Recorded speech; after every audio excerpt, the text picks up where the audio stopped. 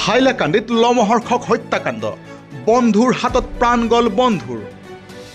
হাইলাকান্দি চহৰৰ সমীপৰ গাংপাৰাত সংঘটিত হৈছে এই নৃশংস ঘটনা। যোৱা নিশা এজন বন্ধুৰ হাতত প্ৰাণ গ'ল নিজৰে বন্ধুৰ।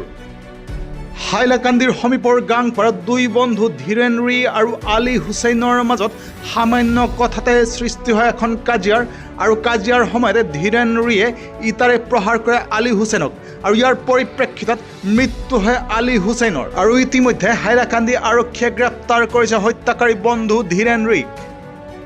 এক বিশেষ খবৰ, যোৱা নিশা হাইলাকান্দি চহৰৰ সমীপৰ গাংপাৰাত সংঘটিত হৈছে এক নৃশংস ঘটনা, আৰু এজন বন্ধুৰ হাততে প্ৰাণ গ'ল আন এজন বন্ধুৰ।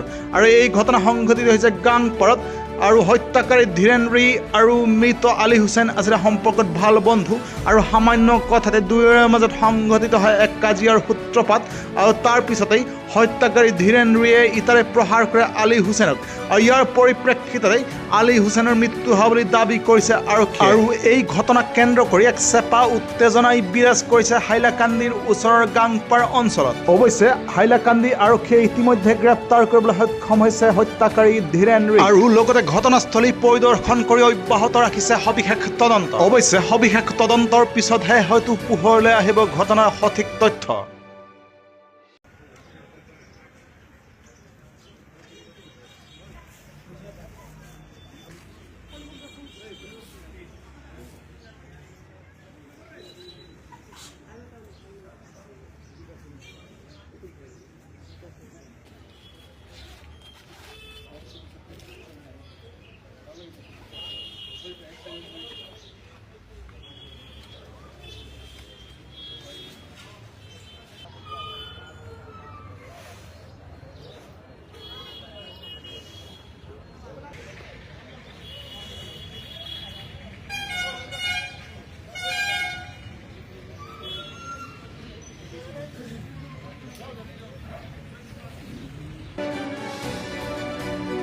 হাইলাকান্দিৰ পৰা আবুল কালাম লস্কৰৰ ৰিপৰ্ট, নিউজ টাইম 3।